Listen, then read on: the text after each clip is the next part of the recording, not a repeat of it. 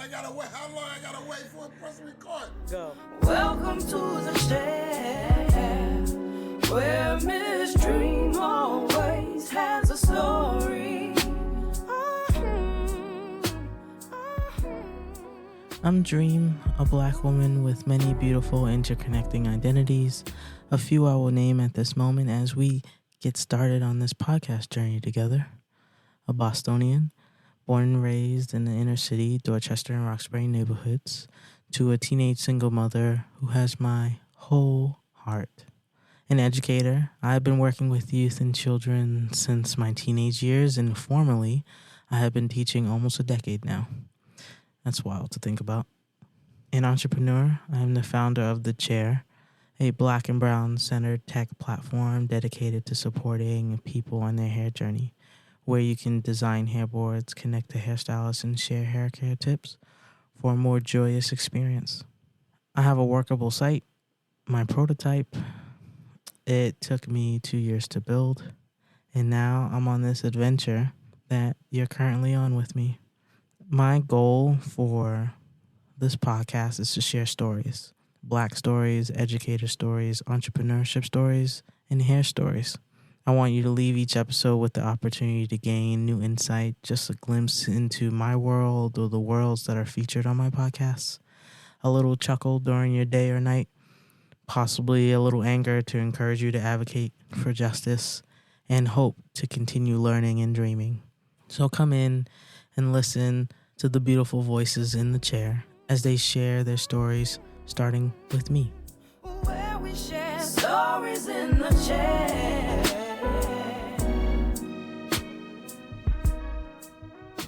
Hello, beautiful people. This is Professor Holly Swyers. Professor Holly Swyers, can you please introduce yourself? Hello. Hi, Dreme. My name is Holly Swyers, and I was Dreme's professor way back in the day. And I'm a professor of anthropology at Lake Forest College, and I'm very honored to be here today. Professor Swyers, God damn it. Are we using she and they or they pronouns? However you want to do it. I'm pronoun neutral. No.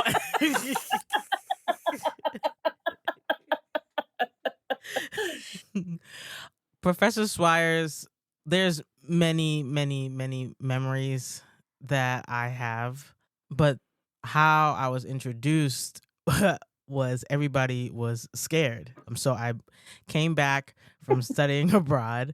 I was studying abroad in Tanzania, and I was studying cultural anthropology, and I just fell in love down there. And I came back, and I was like, man, okay, I'm going to double major in sociology, anthropology, or what we call this SOAN. And I was like, I'm going to do it. And everybody was like, well, based on this track record you have, you're going to have to take double, possibly triple the amount of classes your senior year. And the majority of those classes are with Professor Holly Swyers. And everybody was like, people don't take 2 or more of her classes in the same semester because it's a lot of work. I would suggest that you rethink it. But, I'm hard-headed. I'm stubborn. And I'm like, no. Just a little. I was like, I am going to major in this. So me and Professor Holly Swyers about to become the best of friends. And people are like, I think you should schedule a meeting to chat and just think about it. Because everybody was not having it with it. But then I came across you by accident in the hallway, and I was like, hey, you're like, oh, you're the professor I'm going to see all next year. And you said, my classes are difficult, but if it's worth it to you, you'll be fine. And then you had to go to work. And I was like, okay, I guess I'm taking the classes. I was like, she doesn't come across as scary to me. Right? And that was the beginning of all of the hours and all of a lot of hours. Yeah, and the work that we spent together.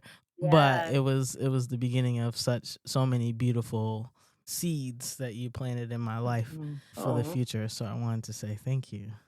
Thank you. I mean, I learned so much from having you in my classes and having you be and your senior projects and all. We had such great conversations. It's every day. It was like, okay, let's have another good conversation. And it was always a pleasure. And so I'm curious to know, did you always want to be a professor? No, I didn't. I mean, some of it is the idea of teaching, and I didn't think I was thick-skinned enough to be a teacher because I could see, even growing up, that teaching is hard. I mean, I felt a little fragile and like I couldn't handle it. There was a period in undergrad where I thought, well, maybe because like you don't know what else you want to do. I don't know, that thing that happens when you're an undergrad. And it's like, well, I've been doing school for a long time. Maybe I can just stay, not really understanding what that would have meant. I started doing theater, which was a little bit accidental. I had planned to be a major in English and chemistry and did neither of those things. And ended up taking classes. I liked these classes. I guess I'll major in that. So this is how I ended up. But I had planned to do theater and was working in Chicago. Interned at the Goodman, worked for Northlight Theater, worked for Pegasus Players. So I was working in theater, and then realized that that wasn't going to be the right path for me at that point in my life. I think it was the right choice at the time. I think it was probably good for me because I recognized in myself some of the meaner aspects of theater, some of the ways in which theater has this quality of rejection and one-upmanship and competitiveness was feeding into qualities of my personality that I didn't like. And I was like, I can continue to do this and I'll harden myself and I could probably become very good at it. And I was in production, I was backstage. So production kind of work. Or I can say goodbye to it and decide what I want to do. And then I was sort of wandering around. At the time, I was working in Chicago. I was working days at a textile company in customer service and working nights at the theater. And my roommate had just gotten into graduate school at Fordham in New York. And I was like, okay, I should find a roommate. And I said, you know what? There's no reason for me to stay here. And I said, do you want a roommate? We can move together. So I moved to New York on a whim, which was not a good idea. It took me way longer than it should have to get a job. I was basically living on a bagel a day and my car almost got repossessed. It was bad. And it was temping, and my temping was just paying enough money for like getting into the city and like getting to work. It was basically covered transit. So there was a stretch where it was really not very good. I ended up actually getting 2 job offers on the same day, and very different job offers. One was as a communication coordinator for the World Trade Center. This was back in the 90s. And I think if I had taken that job, I know exactly where I'd have been on 9/11. So something intervened. And they had actually said that they looked for theater majors and music majors because that high level of performance energy worked really well for communicating with a very large building. So you would think about the building as your audience and you would be more effective as a communicator. Who knew? And then the other offer I got was with an organization called the Center for Collaborative Education based out of East Harlem. And it was originally founded by an educator named Deborah Meyer, and it was attached to Ted Sizer's Coalition of Essential Schools movement, which some of this is going to mean something to some of the educator folks who are in your audience, but maybe not to many other folk. At the Center for Collaborative Education, I worked under a woman named Priscilla Ellington, who was an amazing mentor to me. And she was in charge of the National Elementary Schools Network Initiative within that. So it was a soft money funded center, although it had been around for a while. And in New York, what they had done is put together, I think, 38 schools, started with elementary schools, moved up to high schools. It originally started with Central Park East Elementary School and then Central Park East Secondary School. Their goal was to create schools as stakeholders. So the parents and the teachers and the students and the administration would all be sort of in collective conversation about what the school needed to be. And their focus would be how to establish critical thinking. Their whole thing was like, who and what and how and what kinds of questions do you ask? And small schools, small classrooms where people would know each other's names. They would go in and take over schools, like 4,000 person middle schools that were failing in New York City, like right across from Hunter College. They took that over, broke it up into a 0 through 20 school. So they had a nursery, a preschool, 3 or 4 elementary schools, 3 or 4 different high schools, all housed in the same building, so that there was an opportunity for students who were mothers could still be in school, and that there was a place for kids to be. And it was tremendously successful. Like, people were names, not numbers. Their placed students in, a lot of students end up going to Brown, a lot of students went to Ivy League schools from these previously considered sort of impoverished dropout factories, basically, is what people would have thought about them. And then it's like this incredible success that they were having. I was hired by Priscilla to try to help take the ideas nationally. So instead of going into your classroom and closing your door and say, don't look at what I'm doing, and like keeping everything sort of let's be all on task, it's like, how do we create authentic learning opportunities? She really challenged me in a lot of different ways. So she's African American. We said this, I used to smoke at the time. She and I would sit out on the bench in front of the school smoking. And she would challenge me all the time. I'm like, I says, you understand you have privilege. It's like, and I was coming up from poor. I was coming up from not having had money. And it was like, no. It's like that thing that happens. And I think a lot of white people in particular who came up in relative poverty are like, no, I didn't have those things. It's like, you're missing the privilege of your skin. And I didn't get it. And we talked and over time, she's like, think about it. I'd come back and we'd sit outside on the bench. Yeah. But she really made me think about, what are we doing in schools? What are we doing in education? And while I was working with her, and when we were going out, and it's like, look, I've seen this work in New York City. I've seen it. And and they're like, yeah, but it won't work here. Or what was more often, and I was young, I was in my early mid-20s, and I would get a little bit of what felt like a pat on the head. And it's like, oh, honey, you're cute. We tried that before, it didn't work. Like, it's just, they'll just recycle through. And I'd be like, no, indignant in all the ways you can be indignant when you're young. I wasn't wrong to be indignant, but I was also wrong in that they had a point, because school reform does this. We don't think carefully about school reform. If you really want to see it make a difference, you need to be there for the whole 18, 20 years of that child's life to see if that actually worked. The political cycle is too fast for that nonsense. So nobody's patient. They have to be the ones who come in and fix it, so that every reform gets curtailed before it can even show results a lot of the time. And teachers and students are thrust into the middle of it and sort of become pawns in what is like, we're trying to fix a thing instead of like, let's see how things are going. So I started looking into the history of it, and that's when I was like, I think I need to go back to school. Where we share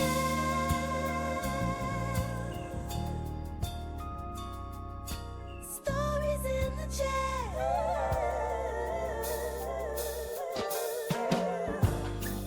Look, it's my commercial. We will be right back. It's more than just a bad hair day. It's a journey.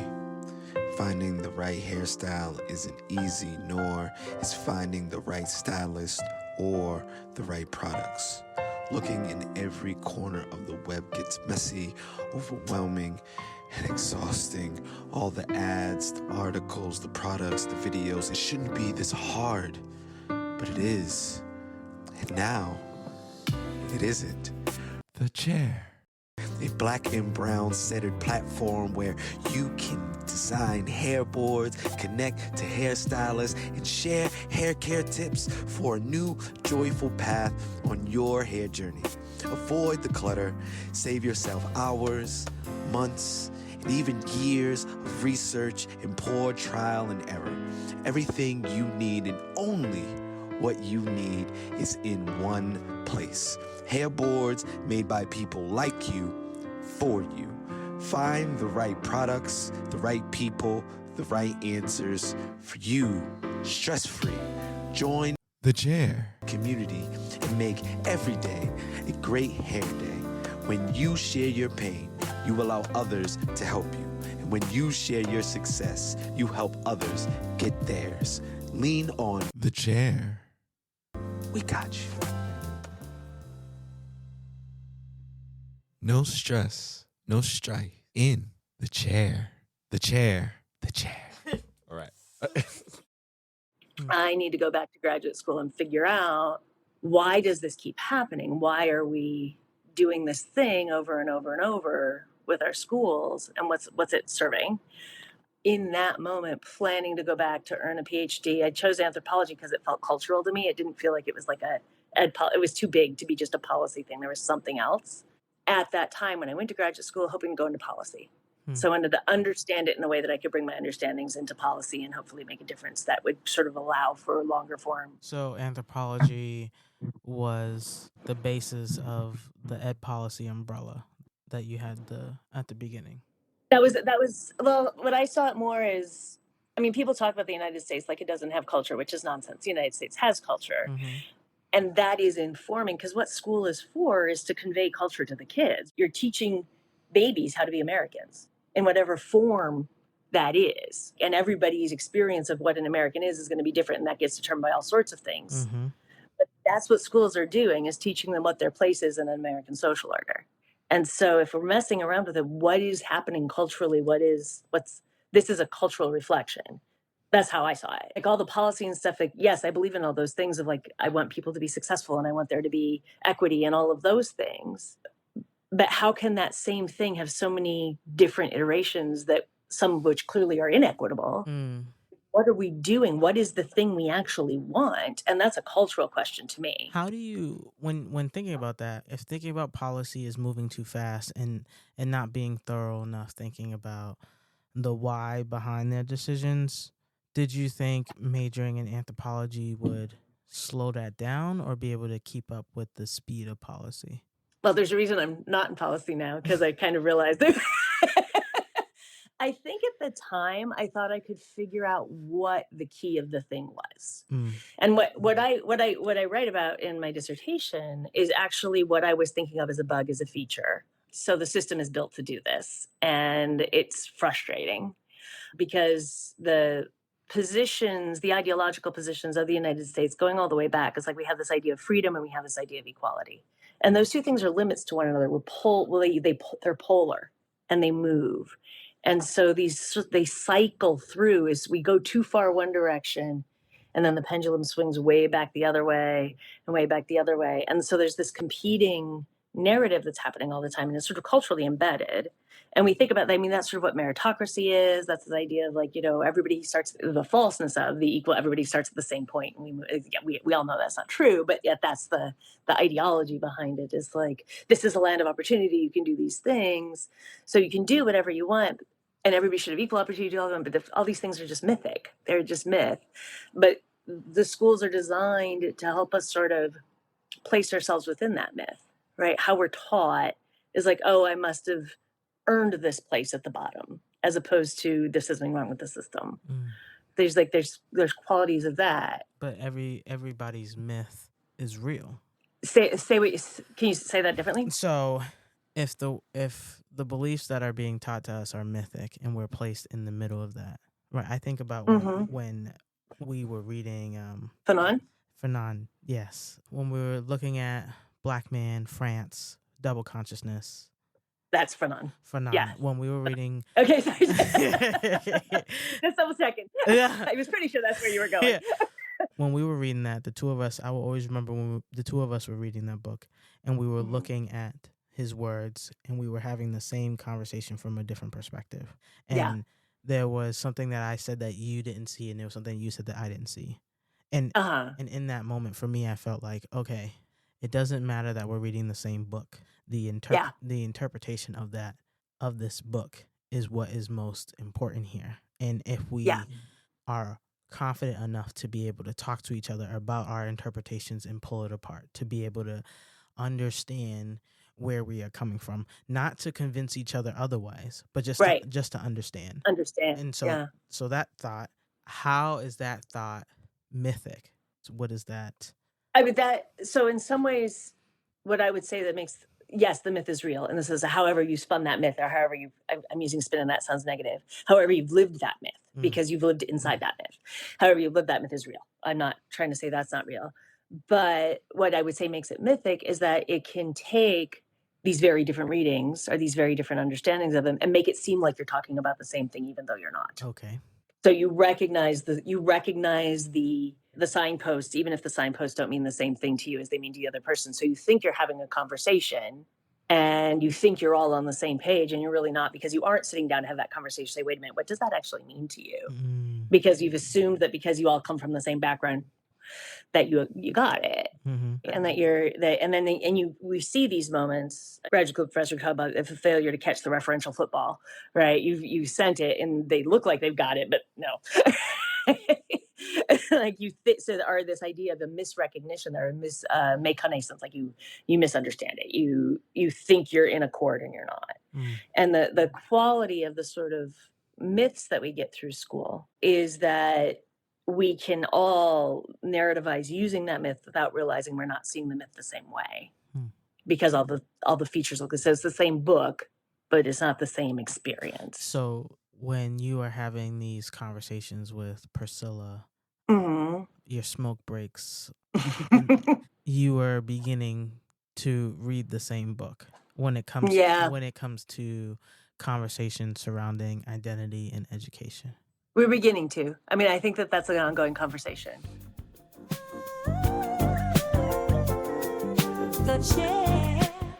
Oh, and if you're interested to learn more about my experiences as a Black woman and educator in Guangzhou, China, I wrote my first ebook titled Nowhere and Everywhere, Captured Emotions of a Beautifully Broken Love Story.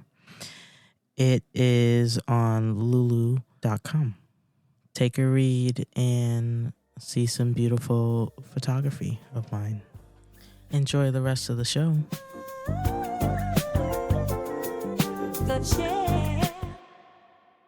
I think it can be easy to think you've had the conversation and got it and then stop and then miss that you haven't got the whole thing. Do you remember the first time you started seeing yourself as white? I've been thinking about this question because you and I talked about this a little bit before. There's a couple different dimensions to it. I think, I finished high school in Eswatini at Watford Kumhlaba, UWC, obviously in an African country in which white people are minorities. So I obviously knew I was white in that context. A different kind of minoritization because white people still had power. So let's not say that, I know people use minority to mean disadvantage, but that I'm using it in its literal sense of as a minority population, and had many conversations with people who were Black, both people who were from Eswatini, but also U.S. Americans who were Black who were studying there. There was a whole about whiteness. I remember the class ahead of me had students who had survived the Soweto riots. So they were a little older, but their schooling had been disrupted. So they were a few years behind in terms of where they were grade level, so they were right in the class ahead of me. So Soweto riots in 1976, and this would have been 1989. So they were old enough to have been participating in this very violent police shutdown and violence against protesting students, had experience being shot at and these sort of school shutdowns. And sitting in a lawn with some of them and having one of them look at me and they said, look, and telling me to my face, even knowing what you stand for, when the revolution comes, I'll shoot you. And it was that was a moment of, okay, this is, and I still process it sometimes. I still think about it of when we get to that place where we've made people feel so dehumanized or dehumanized each other so much that a revolution comes down to what color are you and not what you believe. And that, as we know, that's what racism is it comes down the same way. And I'm not saying that someone's being racist against me. Someone was reporting to me exactly how they were feeling in that moment. I don't feel like that sense of whiteness is the same as the sense of whiteness I felt like I learned with Priscilla. And that Priscilla was later, because it was a context of learning that in another country is not the same as learning it in your own country. And learning what race means in another country is not the same as learning what race means within the context of the United States. Do you feel like you were removed because it wasn't in your own country? To some extent, yeah. Yeah.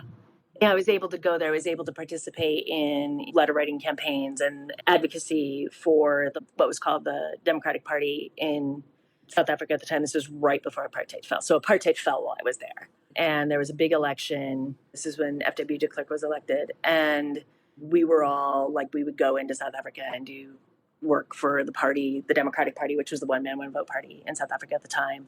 Klerk was in the National Party, which ultimately won, and he ultimately did dismantle apartheid. And then there was the Conservative Party, which was But the National Party didn't say that they were going to dismantle anything. They were very coy. Like, we have a platform and we aren't going to tell you what it is.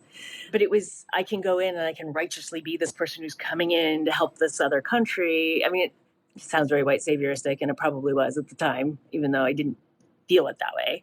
And not sort of understanding how some of the legacies of racism were playing out in the United States in the same way. When I was a kid, when I was very young, I grew up on military bases, and I went to schools that were very multiracial, and my friends were sort of all different races. And then when I was starting junior high, right before I started junior high, my parents moved to a rural community. And then I was suddenly in a very all-white space. So my high school years and my junior high years were, until I went to Southern Africa, were in very white spaces. And we got this very colorblind ideology version of understanding race in the United States. And in some ways, I think that part of what it made that appeal to me was because I did have this history of having friends of all different colors and races. And it was like, why don't you think these are okay people to be friends with, kind of thing? It's like, oh, I don't see any color. Like, I'm not. It felt like a way to say, no, like, they're my friends. It has nothing to do with the color of their skin, kind of thing. And it wasn't being challenged because I wasn't in a space where there were any people of color at that time. And I think that's what I took with me to Southern Africa. And I think that's what I was still holding on to when I started talking to Priscilla. And it took me a while to understand how colorblind ideology makes invisible what people have experienced. It's like erasing real experience and not making it possible to have the conversations of what those experiences are. Since obviously come to a place where it's like, yeah, that's a dumb ideology. Why did we ever teach that? But I mean, I get the appeal of it because it also absolves guilt, but it doesn't. But like, people see it as like, I'm not racist, right? You're in a system that is. And how do you come to understand that plays out and how it plays out? For me, color blindness individualizes race for me. So anytime I talk to white people and they're like, no, I'm colorblind, I'm like, they're individualizing their experiences surrounding race. They're not. That's an interesting take. They're not looking at it from a systems perspective at all. I think that's correct. Yeah, like racism is just a singular individual act. That person is racist, but I can't be because I'm not them. So I can remove myself from them. Yeah. And because I don't see color, then I can't be a bad person. I think that's a solid read. That makes sense to me. I had a lot of conversations surrounding color blindness when I was at UCLA with like white people who were slowly uncovering that because they were choosing to do education PhDs at UCLA, and UCLA they're gonna slap you with some critical race theory. So now these white PhD candidates are having all these issues with their internal battle when it comes to race, which for me was a really interesting experience to be a part of, because I'm like, well, how are you going to teach black kids and then say you don't see color? For me, that was just the first question I would ask. Yeah. And they're like, well, I don't see it. And so for me, then the following question was, if you don't see it, then how are you seeing the kids? And they couldn't say that they could not see the kids, right? It ended up just being this weird, like, staring contest because I was making them so uncomfortable. But it was to the point where, like, if you don't see color, then you don't see the kids. If you don't see the color, that is an element of their culture, right? Yeah. So it felt like this color blindness was just a way to not take accountability, personal or systemic. Yeah. No, 100%. And so, I mean, you got to meet me after somebody beat some sense into me.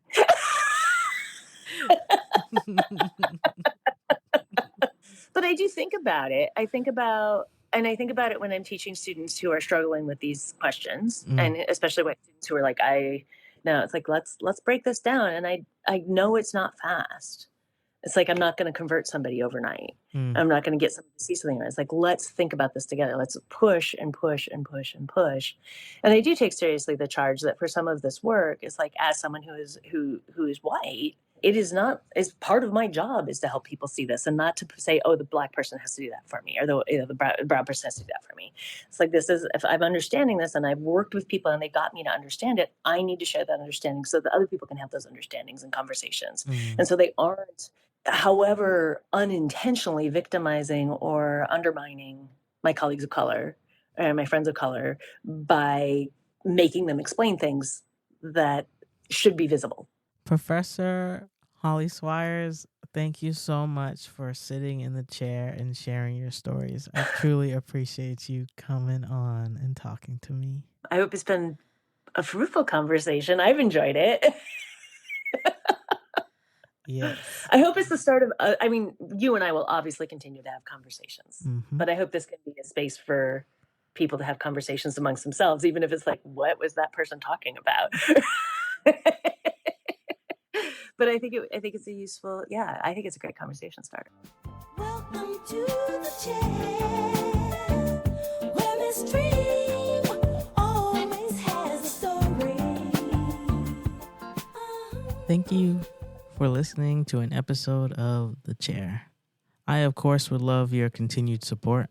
Let me know what you think of this episode by doing all the things. Subscribe, comment, and come back next week, every week. Enjoy the rest of your beautiful day, or if you are like me, enjoy that moonlight and that one star under all your city lights. Love you. Talk to you later. The chair. How long I gotta wait for a press record? Go. We support her. Shit. Do your... Welcome to the chair, where Miss Dreme always has a story.